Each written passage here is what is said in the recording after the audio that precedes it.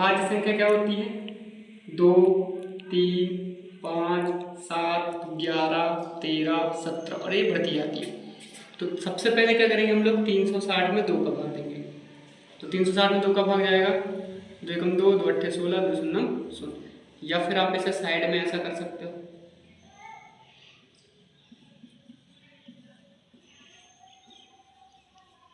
ठीक है। फिर इसमें फिर से 2 से भाग जाएगा, 2 नाम 18, फिर 2 से भाग जाएगा, कितना आएगा? 45 आएगा। फिर 5 से भाग करेंगे, कितना आ जाएगा? 5 नम 45। फिर 3 से भाग करेंगे, 3 एकम 3, फिर 3 एकम 3। अब इनको क्या करना है? मल्टीप्लाई करके लिख देना है। 2, 2, 2, 5 गुणा 3 गुणा 3 गुणा 1, ये अपना आंसर है। जिसमें 45,308 में 5 के स्थानीय मान व जातीय मान का योग ज्ञात करना है। तो इसका जो अपना स्थानीय मान होगा, यानी कि 5 किस स्थान पर है? तो 5000 पर, तो इसका स्थानीय मान क्या हो जाएगा? 5000। इसका जातीय मान यानी कि अंकित मान, तो 5 का अंकित मान क्या होगा? 5। योग यानी क्या होता है? योग यानी होता है जोड़ना। तो हम क्या करेंगे? इन दोनों को जोड़ देंगे। इन दोनों को जोड़ने पर हमें क्या मिलेगा? 5005, जो कि अपना क्या है? आंसर। तो अगला प्रश्न हम लोगों का प्रश्न नंबर 3, 14,584 में 1 और 8 के स्थानीय मान का अंतर ज्ञात करें। तो सबसे पहले क्या करेंगे? स्थानीय मान लिखेंगे। स्थानीय मान किसका लिखना है? 1 का। तो 1 का क्या है? इकाई, दहाई, सैकड़ा, हजार, 10,000, मतलब 1 किस में आ जाएगा? 10,000 में आ जाएगा, ठीक है। 8 का स्थानीय मान क्या है? 8 का स्थानीय मान है 80। अब अंतर बोला है, अंतर मतलब क्या होता है? अंतर मतलब होता है घटाना। तो हम क्या करेंगे? इन दोनों को घटा देंगे। तो 10,000 में 80 को हम लोग घटाएंगे तो क्या बचेगा? 0, यहाँ पे 10, 2, यहाँ पे 9, 9, तो 9,920, जो कि इसका क्या है? Right answer. नंबर 4 है, प्रश्न नंबर 4 है, आरोही क्रम में लिखो। आरोही क्रम मतलब क्या होता है? बढ़ते क्रम। बढ़ते मतलब पहले छोटी संख्या लिखना है, फिर उससे बड़ी संख्या लिखना है, फिर उससे बड़ी संख्या लिखना है। इसी को इंग्लिश में बोला जाता है असेंडिंग ऑर्डर, ठीक है। तो सबसे पहले क्या करेंगे हम लोग?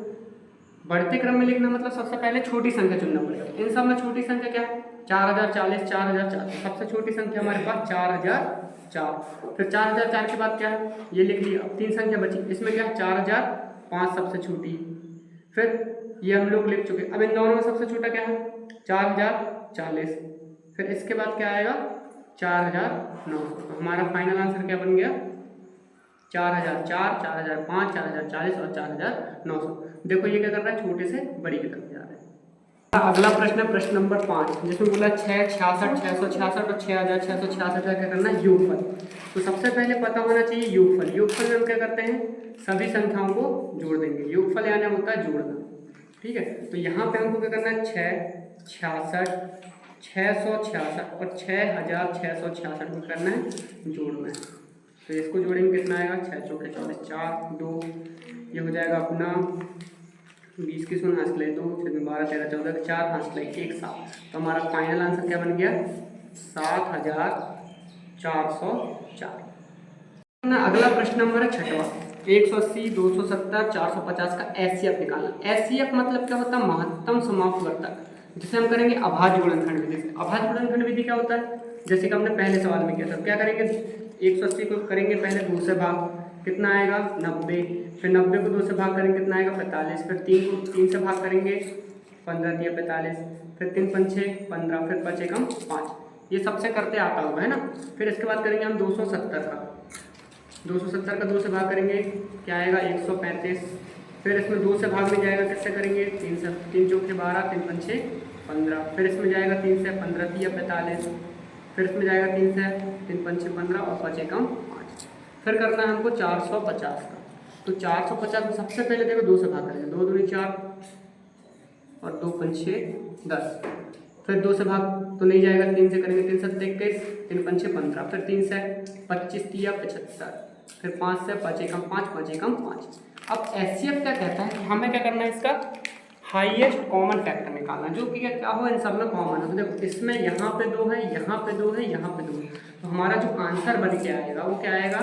2 गुणा, फिर देखो यहाँ पे 2 है, बाकी जगह पे 2 नहीं है, तो हम 2 को नहीं लिखेंगे। अब यहाँ पे 3 है, यहाँ पे 3 है और यहाँ पे 3 है। तो यहाँ पे अगला नंबर क्या आएगा 3, फिर उसके बाद देखो अगला 3 है, फिर उसके बाद 3 है, फिर 3 है, तो एक और नंबर क्या जाएगा हमारे पास 3। देखो 5 तीनों में कॉमन है, तो यहाँ 5, यहाँ पर 5 और यहाँ पे 5, फिर 1। तो हमारे पास सभी संख्या ले चुके हम, तो इनका क्या करेंगे गुणा, तो 2 तिया 6, 6 तिया 18 और 18 पंचे क्या होता है 90, जो कि क्या है इसका HCF है, हमारा फाइनल आंसर। अगला प्रश्न है प्रश्न नंबर 7, जिसमें 90, 185 और 250 का एलसीएम निकालना। एलसीएम मतलब क्या होता है, लघुत्तम समानुपातक, मतलब ऐसा नंबर जिससे ये तीनों नंबर क्या कर दें, डिवाइड कर दें। ठीक है, इनको करने के लिए हम अभाज्य गुणनखंड विधि में करेंगे एक साथ भाग, यानी कि इनको लिखते हैं एक साथ। ठीक है, फिर सबसे पहले क्या करेंगे 2 से भाग करेंगे, कितना आएगा 45, फिर 185 में 2 से भाग नहीं जाएगा, उसको जैसा का तैसा लिखना है, फिर 250 में भाग जाएगा, कितना आएगा 125। अब देखो नीचे क्या है 2 से भाग नहीं जाएगा क्योंकि आखिरी में 5 है, तो इसमें किससे भाग करेंगे 3 से, तो 3 15 तिया 45, 185 में 3 से भाग नहीं जाएगा, उसको जैसा का तैसा लिख दो, 125 में 3 से भाग नहीं जाएगा, जैसा का तैसा। इसके बाद करेंगे 3 से, 3 पंचे 15, इनमें नहीं आ रहा है 3 से भाग, जैसा का तैसा लिखना है, कोई चेंज नहीं करना है। फिर इसमें करना है 5 भाग, 5 एकम 5, 5 तिया 15, 5 सत्ते 35, फिर 5 दूनी 10, 55 25। फिर इसमें करेंगे 5 से भाग, क्या आएगा अपने पास 37 में भाग नहीं जाएगा, तो जैसा का तैसा 55 25। फिर यहाँ पर लास्ट में किससे जाएगा अपने पास, यहाँ पे बचा अपने पास 1 37 5, तो फिर से 5 से करेंगे, तो 5 एकम 5 और 37 का 37। 37 एक अभाज्य संख्या है, तो वो किससे जाएगा 37 से जाएगा। अब क्या करना है इन सब का गुणा, इन सब का गुणा करने पे हमें क्या मिलेगा, तो इन सब का गुणा करने के बाद हमें क्या मिलेगा 83,250, जो कि हमारा क्या है फाइनल आंसर। तो हमारा अगला प्रश्न है प्रश्न नंबर 8, जिसमें 30 60 का HCF ज्ञात करना है। अभी हम लोग इससे पहले सवाल किए थे, HCF मतलब क्या होता है हाईएस्ट कॉमन फैक्टर, यानी कि महत्तम समाप्त वर्धक, मतलब इन सभी संख्याओं में ऐसी कौन सी संख्या कॉमन निकलेगी जो इनको विभाजित करेगी। तो इनको करने का क्या तरीका होता है, इनको हम करते हैं अलग अलग। पहले 2 से भाग देंगे, कितना आएगा 15, तो 15 में 2 से भाग नहीं जाएगा, कितना आएगा 3 से भाग देंगे, 3 पंचे 15, फिर 5 एकम 5। फिर क्या करेंगे 60 में करेंगे, तो 2 से भाग करेंगे 60 में क्या आएगा 30, फिर इसका तो यहाँ पे किया हुआ है ना, तो ये हो गया 3 पंचे 15, 5 एकम 5। अब देखो इसमें क्या क्या कॉमन है, यानी कि दोनों में क्या क्या संख्या है, यहाँ पे 2 है, यहाँ पे 2, तो क्या आएगा 2, यहाँ पे 3 है, यहाँ पर 3 है, तो क्या आएगा 3, यहाँ पर 5 है, यहाँ पर 5 है, क्या आएगा 5। अब इन तीनों का गुणा क्या आएगा 3 दूनी 6, 6 पंचे 30, जो कि हमारा क्या फाइनल आंसर। तो अपना अगला प्रश्न नंबर है प्रश्न नंबर 9, जिसमें 4 अंकों की छोटी संख्या तथा 3 अंकों की बड़ी संख्या के बीच अंतर। अंतर मतलब मैंने अभी बताया, अंतर मतलब होता है घटाना। अब यहाँ पे लिखना है 4 अंक की छोटी संख्या, तो 4 अंक की छोटी संख्या क्या हो जाएगी 4 अंक की छोटी संख्या, यानी कि 1000। ठीक है, 1000 से छोटा क्या हो जाएगा 999। 999 क्या है 3 अंक की संख्या, और 1000 क्या हो जाएगी बड़ी। फिर इसके बाद लिखना 3 अंक की बड़ी संख्या। बड़ी संख्या में हमेशा क्या करते हैं हम 9 लगाकर हल करते हैं। जैसे 1 अंक की बड़ी संख्या 9, 2 अंक की बड़ी संख्या 99, 3 अंक की 9999। अब इसमें बोला अंतर, मतलब इन दोनों को क्या करना है हमें, इन दोनों को घटाना है। तो 0 में से 9 नहीं घटेगा, क्या करेंगे उधार लेके आएंगे, यहाँ पे हो जाएगा 9 9, यहाँ पे 0, तो 10 में से 9 गया 1, बाकी 0 0, तो अपना फाइनल आंसर क्या बन के आएगा, आंसर बन के आएगा 1। तो हमारा अगला प्रश्न है प्रश्न नंबर 10, जिसमें 3245, 4523, 3254 और 4523 को अवरोही क्रम में लिखना है। अवरोही क्रम मतलब क्या होता है, ये आरोही क्रम का उल्टा होता है, मतलब इसमें लिखेंगे घटते क्रम।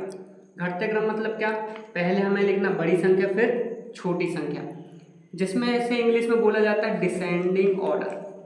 ठीक है, तो हमें सबसे पहले कौन सी संख्या देखना है, हमें देखना सबसे पहले बड़ी संख्या। तो इनमें सबसे बड़ी संख्या कौन सी है, देखो 4523, 4523, तो ये दोनों संख्या बराबर देने, सबसे पहले हम सामने लिख लेंगे, इसे लिख लिए। फिर इसके बाद क्या आ जाएगा 4523। अब हमारे पास 2 संख्या बची, इन दोनों में बड़ी संख्या कौन सी है 3245, 3254, तो यहाँ पे क्या जाएगा 3254। फिर लास्ट में संख्या क्या बची 3245, जो कि हमारा क्या है, अवरोही क्रम का उत्तर है। अगला प्रश्न, प्रश्न नंबर 11, जिसमें बोला 7,07,007 को अंकों में लिखना है, यानी कि संख्या में लिखना है। तो पहले लिखेंगे 7,00,000, इकाई, दहाई, सैकड़ा, हजार, 10,000, फिर लाख, तो ये हो गया 7,00,000। फिर लिखना अपने को 7,00,000 हो गया 700, इकाई, दहाई, सैकड़ा, 700, फिर क्या लिखना है 7। अब क्या करो, इसको जोड़ दो, तो जोड़ने पे क्या मिलेगा 7 0 7 0 0 7। प्रश्न नंबर 12 है, इससे हमको क्या करना, शब्दों में लिखना, मतलब इसे क्या पढ़ते हैं उसे शब्दों में लिखना है। जैसे इकाई, दहाई, सैकड़ा, हजार, 10,000, लाख, तो इसे सबसे पहले क्या कर लो, कॉमा लगा के लिख लो, जो कि आसान होता है। तो ये क्या हो जाएगा अपने पास, 1,00,000, ठीक है, 21,000,